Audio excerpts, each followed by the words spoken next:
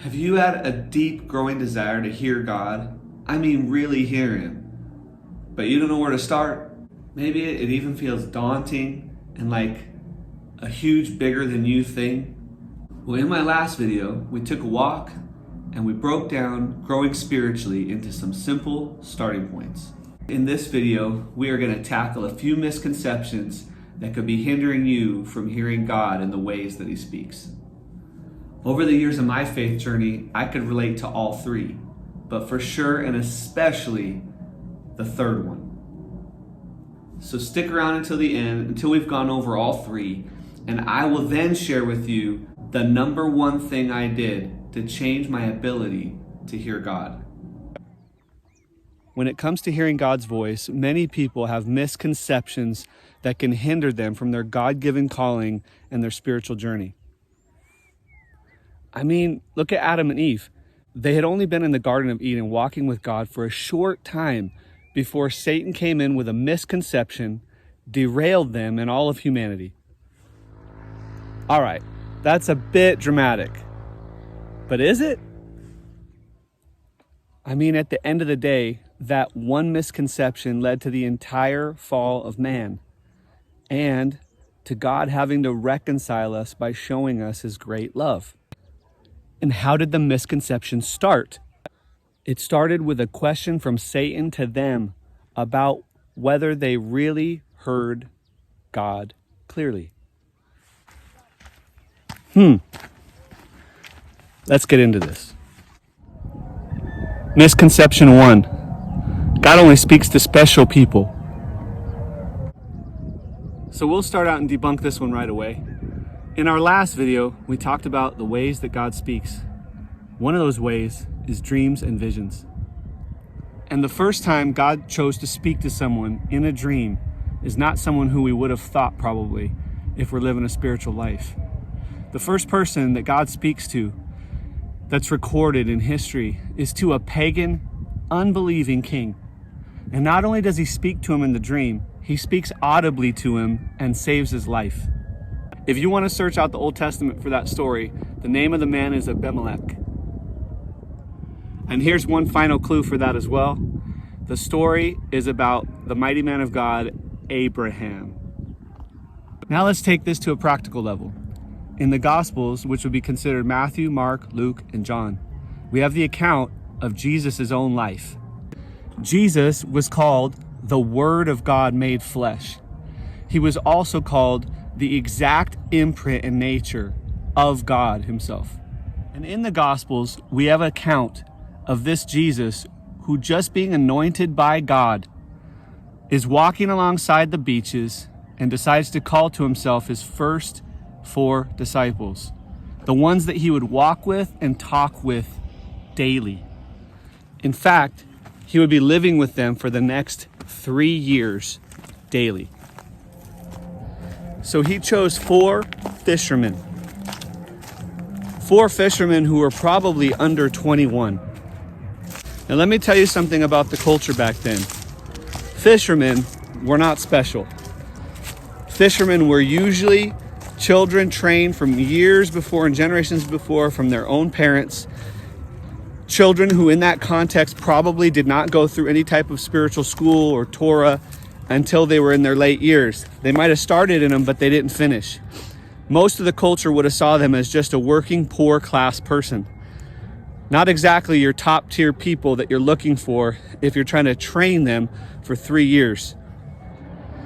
When God chose Moses, he's not someone who we would have considered special.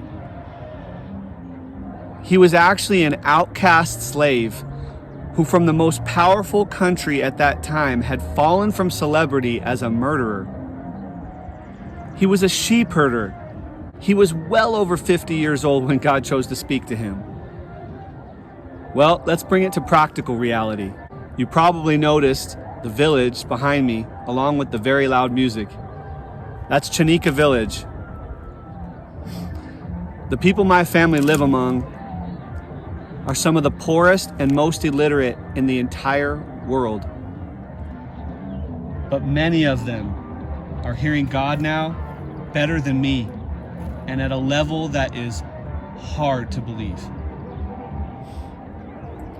All right, so if you believe that this first misconception has hindered you in your walk with God, type number 1 in the comments with some emojis. Let me know you're there. Misconception number 2, God's voice must be loud and dramatic. Now, though we have examples of God speaking loudly to individuals and groups, it's not the majority of the time. Most everyone that we mention in our first walk video heard God as in a regular conversation. In fact, even Adam and Eve in the beginning of the book of Genesis are described as having walked with God in the cool of the day as one does with a friend. And there are no examples of him talking loudly or yelling at them. I have found this to be true in my experience as well. God being soft and tender. I mean, he can show himself strong. He's God. But I don't feel yelled at. The men and women who I have helped from all over to hear God have experienced the same. And he will not be mocked. And God is a God of extreme patience and love, of everlasting love, as the book of Psalms continues to say over and over about him. Misconception 3, I am too sinful for God to speak to me or for me to hear him. Now I'm going to let you into my heart a little bit and tell you this one, like I said earlier, really impacted me for years in my life. Especially my early years, my teens and early 20s, but for years. This one alone, I imagine if I would have got hold of it and really stopped this misconception in my life, I would have heard him even more than I've heard him. I mean, I could really start crying in front of anybody about how many years I feel like I lost, how much time I lost with God over this one. And maybe you can feel this one too. You know, maybe you've gone to God and tried to start praying to him, maybe to ask him to help you with something, and then all of a sudden you're reminded of the things, the sins you've committed in your life. Or maybe the lusts and the temptations that you've given into. Or even the unrighteous living that you followed, and you think, I can't share that with him. And then we walk away from our prayer time. We walk away from prayer. You know, the Bible says that not only Satan, but our own souls are at war with our spirit. The truth in all of it is that God already knows. He already knows these things. And he works with truth, not with lies. Let me explain further. In the book of John, chapter 14, Jesus says from his own mouth, I am the way, the truth, and the life. No one comes to the Father except through me. So if we take his way and confess the truth of our heart condition, our emotions, our desires, etc., don't lie about them. Then he is good to show us the life. How to live. So the actual solution, the actual best way through this, when we feel this way, is to actually tell him everything. To confess what we're feeling, what we're scared of, what our hurts are, what our temptations are, what our sins are. And then, in that truth, he draws near to you. Friends, there are so many ways that we can crush this lie and misconception. But for now, I'm going to leave you with this story. In the Gospel of Luke, in chapter 23, verses 38 through 43, we find this story of Jesus who is just about to die, hanging on a Roman cross in the middle of Jerusalem to die for the sins of the whole world. It starts out saying this: there was also an inscription above him, Jesus, that was reading, "This is the King of the Jews." One of the criminals that were hanging next to him railed at him, saying, "Are you not the Christ? Save yourself and us." But the other criminal next to him rebuked that criminal and said, "Do you not fear God, since you are under the same sentence of condemnation?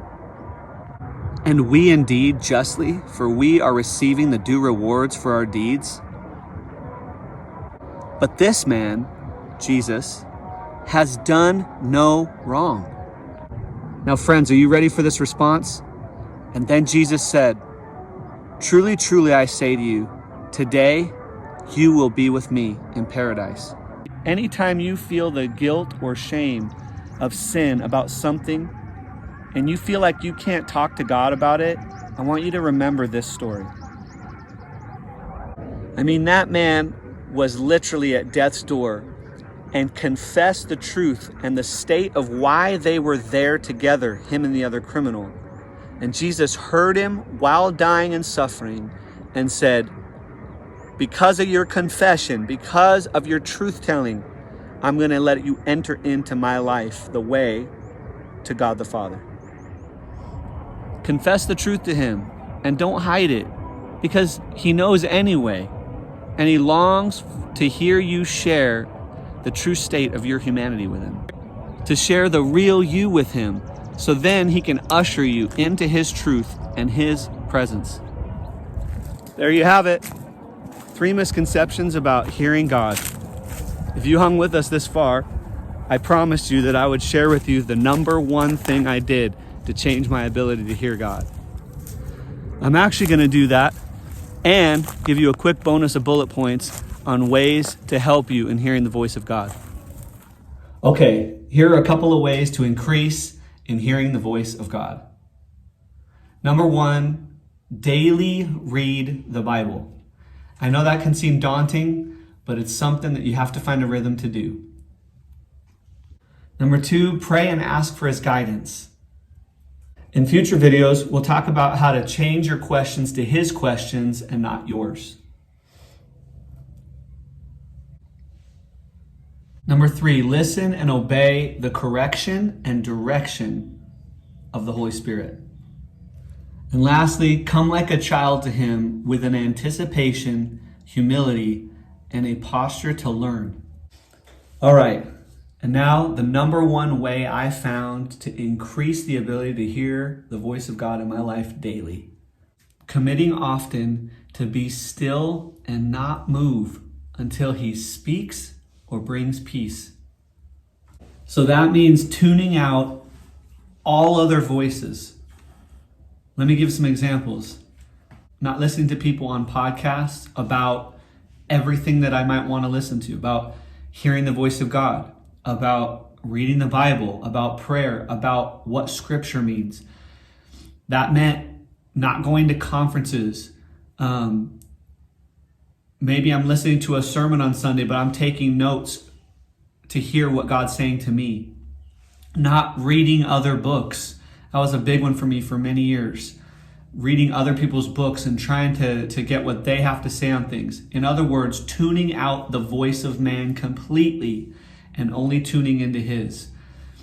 It might be different for anyone on here, but what I did was I spent one entire year like that, where I only read the Bible.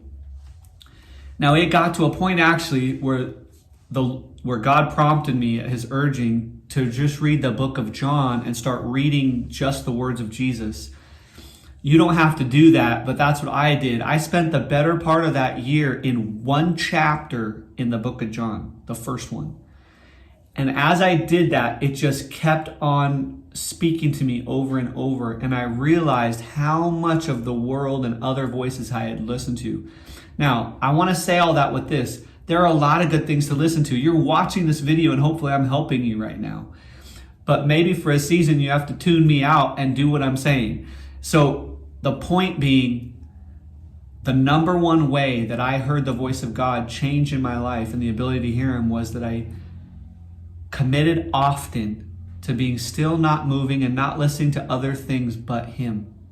Finally, in conclusion to that thought, get a journal of some kind. Now I know some of you are like, I can't journal, I can't. Just hear me out on this. Get a journal or some way, a computer, some way to document the dialogue that you're having with God. I'll get into this a lot more in another video and what it looked like for me step by step and the time it took when I committed to those times often of being still, because it wasn't immediate. But start by getting a journal, and when you go through the things that I just mentioned that could help you, dialogue what you're hearing and dialogue what you're asking so that you have a history with God. We'll talk about that in another video. So friends, don't let your spiritual ears get clogged by these 3 misconceptions that you can either be thinking or people are telling you. 1, you don't have to be special for God to speak to you. 2, God's voice is not always some booming dramatic voice. And 3, you are not too sinful to be able to hear or for him to be able to speak to you. So which of these 3 can you relate to? Let us know in the comments, and even ask a question about one of the 3 if you have one, or even let us know if maybe you want us to go dive deeper into a video about one of them. If you grew today, remember to hit the subscribe button, the like button, and not miss anything else on your growth journey. If you know anybody that can benefit with this, share this video with them. But also, if you want more out of your spiritual growth, if you're desiring the more, type more in the comments, and we'll be sure to reach out to you with some powerful resources that can equip and help you grow even more. Until then, friends, keep walking in courage.